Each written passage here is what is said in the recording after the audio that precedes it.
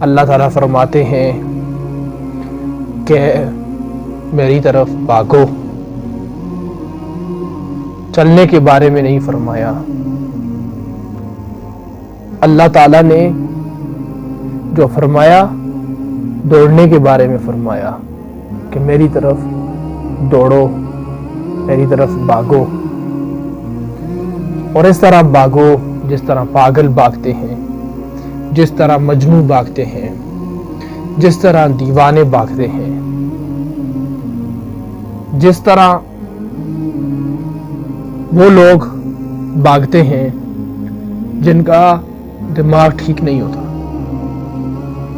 دیوانوں کی طرح بھاگو، پاگلوں کی طرح بھاگو۔ اسی لیے نبیوں کو پاگل کہا گیا، اسی لیے نبیوں کو مجنون کہا گیا، اسی لیے نبیوں کو دیوانہ کہا گیا۔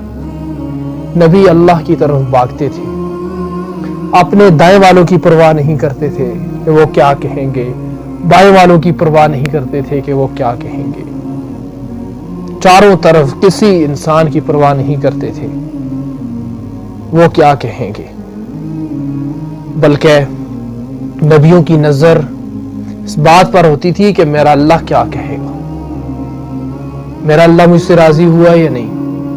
اللہ کی طرف وہ ایسے بھاگتے تھے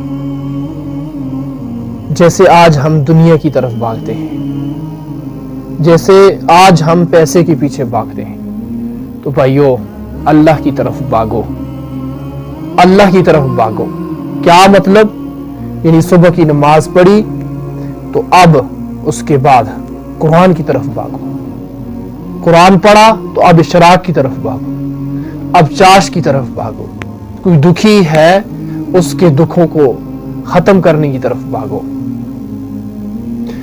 ذکر کرنے کی طرف بھاگو، تہجد کی نماز پڑھنے کی طرف بھاگو، قرآن پڑھنے کی طرف بھاگو، تبلیغ کی طرف بھاگو، اللہ کے راستے کی طرف بھاگو۔